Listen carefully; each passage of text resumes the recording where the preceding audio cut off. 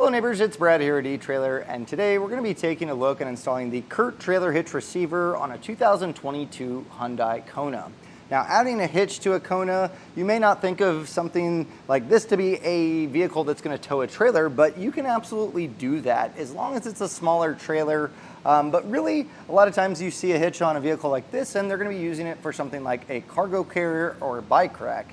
I don't know how you're going to be using it, but either way, let's take a look at this hitch, and that way you can determine if this is going to be the right fit for you. Now, the first thing I'll point out is that this is going to be a hidden cross tube, and that might not mean a whole lot to you, but what that means is all of the hitch is hidden behind the fascia except for the receiver tube opening and the safety chain loop. So that way you get the cleanest look possible and all the functionality of the hitch without having to see the entire thing. And this one is a class 2, and that falls into an interesting category where the weight capacities are generally going to be some of the lowest that are out there as far as hitch manufacturers, but this one is a 2" by 2" receiver tube opening, which is something I would always pick. There are class 1s available for this that would have the same capacities but are 1¼ inch, and that really limits you when it comes to cargo carriers, bike racks, or even ball mounts. So given the opportunity to get that 2", I would always go with that choice. Now, all of the accessories that you'd load into this are going to stay in place with a 5/8 pin and clip. And that's not included with the hitch, but many times when you pick up an accessory, they'll have them included. Something I'd recommend though is if you plan on leaving a bike rack or cargo carrier on here long term, you might want to look at a locking pin and clip. That way you can lock it in and it becomes a good deterrent for anyone walking by. They can't just take that pin and clip out and take the accessories with them. Our safety chain loops are nice and accessible, so if you are pulling that trailer, standard S-hook is going to go on there no problem. Same thing for a large clevis style hook. Now, speaking of towing, let's talk about capacities. I said earlier that this is a class 2 and it does have fairly low capacities because this really isn't a vehicle that should be towing a ton, but don't let that stop you from towing a jet ski trailer or a small utility trailer, something along those lines. And you just want to make sure that you're not overdoing it. So gross trailer weight rating on this hitch is going to be 2,000 pounds, and that's the weight of the trailer plus the accessories loaded onto it. Your tongue weight rating is really going to come into your suspended accessories. So your cargo carriers and bike racks, things that are resting in the hitch and can bounce around.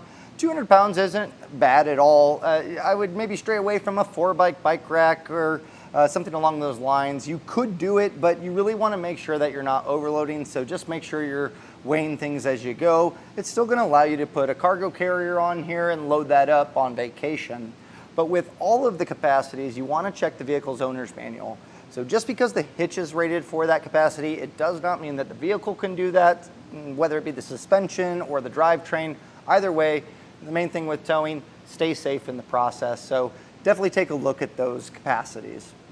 Now, a few quick measurements to help you determine how accessories are going to work on this. So from the center of the hitch pin hole to the furthest point of our fascia is 3½ inches. And why is that important? Well, some bike racks and cargo carriers can stow in a vertical position, and some receivers sit pretty far back, and so you're limited to be able to even be able to fold those up. I really don't worry too much with this one. I think you're going to have that clearance to be able to do that. Things to keep in mind though, it may block your backup camera, your license plate, as well as the turn signals on this car. Because these are really pretty low, that's something to really think about, especially with a cargo carrier folded up, it may block that. So that's why it is important maybe to get that 4-pole wiring so you can get light functions on some of your accessories, again, to let people know what you're doing. That's also going to be important for making sure that you can choose a ball mount that's going to have the ball sticking out. A regular size shank should just work fine. You don't need anything extended. But as far as getting a rise or a drop necessary to hook up to a trailer, the measurement of ground clearance becomes important. So measuring from the top of our receiver tube opening to the ground, granted we're on the lift here, it is 11½ inches. So what does that mean for you? Well, if you have your trailer that you plan on towing handy, you can measure from the ground to the top of the coupler when the trailer is completely level.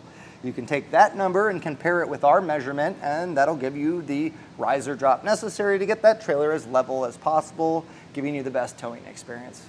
As far as the installation, that's probably why you're here, to see what you're getting into for this hitch. And I'm here to tell you, this one is not particularly difficult. It is a little bit unique. And it does come down to really making sure that you have the proper trim in our fit guide when choosing a hitch, because there is the N model and the electric models, it does change slightly in the instructions.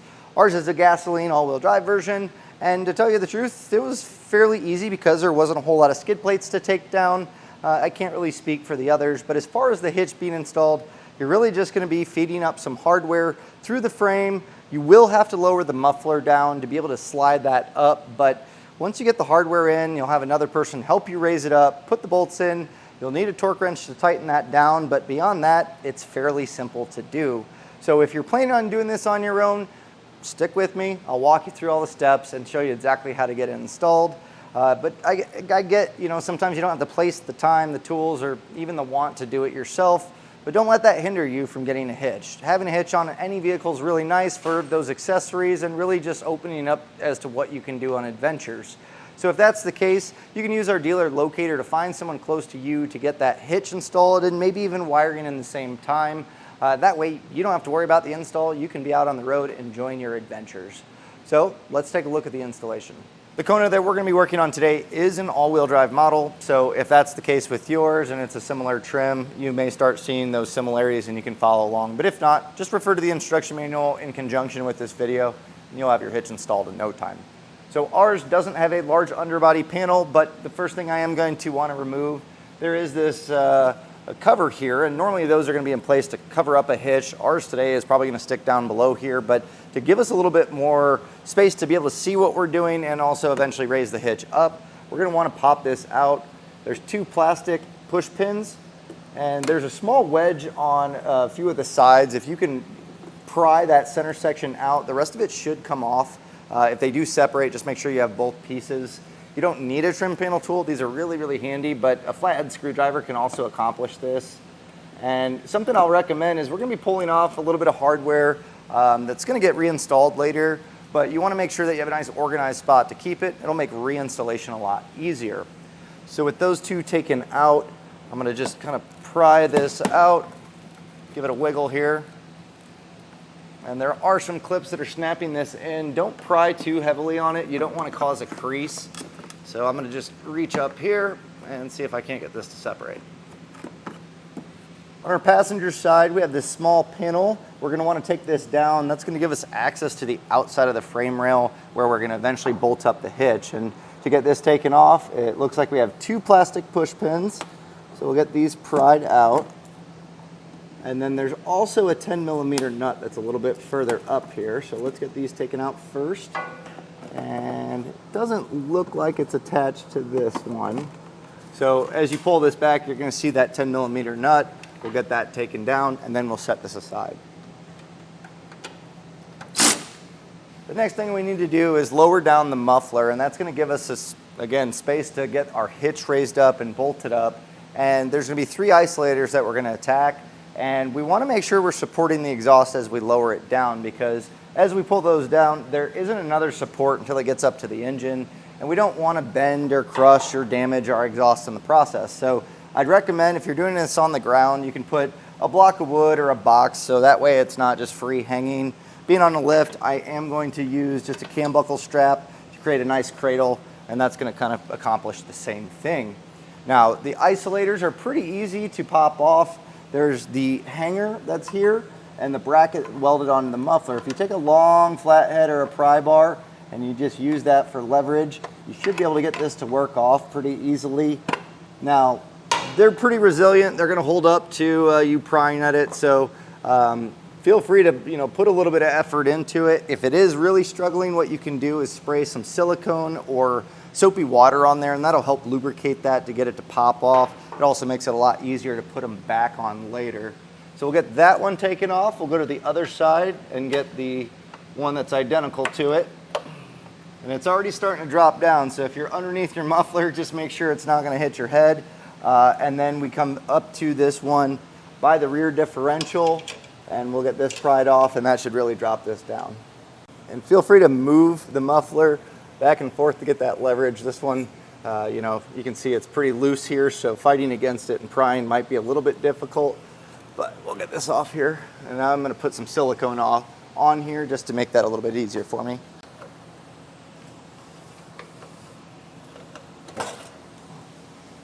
Now While we're under here, we're going to find that we have an electric plug right by our bumper beam, and we're going to want to pry this off. It's just a plastic clip that holds this into there, so you can pry that off. The main thing is we're making space for the hitch. So what ideally we can do is get this to where it's above the bumper beam, and that's actually pretty easy to do. So I'll separate the plug, push this tab real quick, and then we can plug it above it, and that's going to get it out of the way for us. On both sides, we're going to find a rubber plug, and it's in front of the rear crossmember brace, but behind the spring. So you'll see it on the frame, and you can pry that out with your fingers. You can hold on to this. What we're going to be doing with that hole is feeding our hardware up and eventually making its way to the outside of the frame so we can bolt up the hitch. And for this step, this is going to get all of the carriage bolts as well as the spacers in place for our hitch to go up. So if you've never used a pull wire or a fish wire like this, it may seem a little daunting at first, but it's really actually pretty easy to do. And what we'll do is start with the furthest hole to the rear of the vehicle, and we're going to take the coiled end and feed it back to where that rubber plug was, and then we'll grab that end with our hands. We still want to leave the tail of the pull wire sticking out of that hole, and really all we're trying to do is feed that hardware in here and be able to pull that out, creating the stud for our hitch. So I'll feed the first one in, and you can put bends on this fish wire. It's gonna kind of want to coil where it wants. So the main thing is being able to get a hold of that coiled end once you pass it back.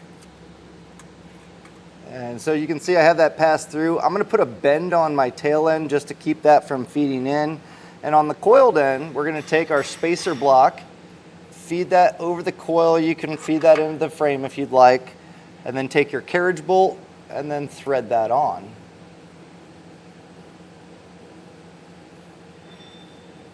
Once threaded, you can then grab the tail, feed the bolt up, and then as we jostle this out, we should have the stud popping out of that hole, and we'll just leave it like this until we can repeat the same process on the remaining 2 holes on this side, and then we'll just repeat the same thing on the other side. Now with the hardware all pulled through and our pull wires down here, what we're going to want to do is grab an extra set of hands to feed those pull wires through the corresponding holes. So it's really important to make sure that you're feeding them through how they're going to feed on the frame rail. And those studs are going to be in the way as we do this. So if you need to, you can push them back in, and then that's why our pull wires are still attached. It's going to allow us to really pull those in once we raise it up.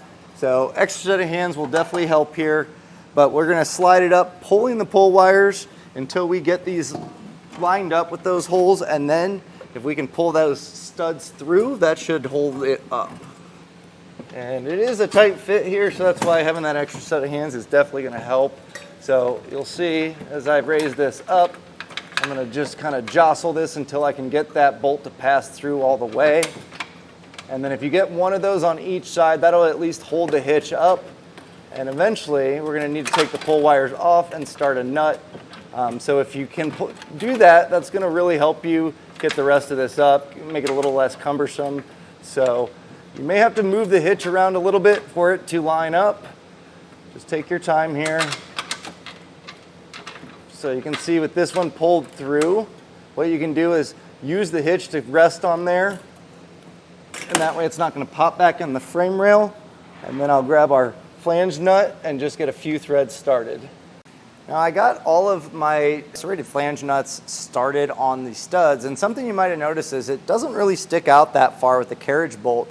And so when you're threading those on, the worst case scenario is going to be those pop back into the frame rail, and then you're going to have to refish them out. Now to prevent that, just because you don't have that much thread, what I tend to do is once you get the pull wire off, hold it in place, and then take the pull wire and wrap it around some of the threads. And if you pinch that, it should hold it from being able to back in. Once you get a few threads started, you can take that off, but that'll help keep you trying to just hold it on with a finger and thread it on. The pull wire does come in handy there. So once they're all started, we can put these rubber plugs back, but we're gonna snug everything down. So while you're there, a 11/16 socket, we're gonna go through, buzz those down, and we're gonna come back later with a torque wrench. So you don't need to get crazy, but while snugging it down, you're gonna see this hitch does have a little bit of play forward to back, even with the hardware in. and it should start to straighten out, but I would recommend holding this up to where this is going to be completely horizontal, and that way your hitch isn't facing down as you tighten it. Once those are all in place and snugged down, I'm happy with the way that the receiver is going to be sitting. Now we're going to come back with that 11/16 socket, and torque settings are going to be found in the instruction manual. It is going to be a little bit tight here, just, you know, as far as space, especially if you're doing this on the ground, but I think a small 3-inch extension and a deep well socket is going to allow me to at least get the socket on there, and slow rotations will get this torque down properly. This is going to be important though, because at the end of the day you're going to be towing weight down the road, and you want to make sure that the hitch is properly installed, but going over tight can also cause damage. So this is a great way to make sure it's perfectly dialed in.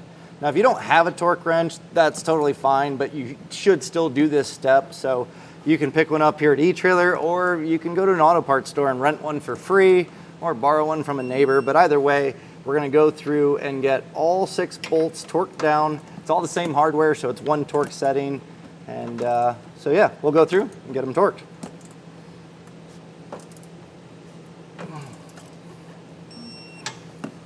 So with all that hardware torqued down, the hitch is officially installed. Now, again, this is all dependent on trim, but we can put this small plastic panel back. We didn't have to trim anything for this, so that's really cool. And then once this trims back in place, we'll just get our exhaust isolators put back up, and then all that's left to do is load up your accessories, put in your pin and clip, and you're ready to hit the road. Thanks for hanging out with us throughout the install. I really hope this helped get the hitch installed on your Kona. And if you came up with any tips or tricks that maybe I missed, or something that you'd like to share with other Kona owners that are going to be installing this hitch, please leave a comment, send some pictures, show me what you're towing or what accessories you're loading up. We'd love to see the different applications that people are using their vehicles for and the hitches that we supply them with. So again, thanks for joining us. My name's Brad, and I hope you enjoy the hitch on your Kona and all the adventures to come.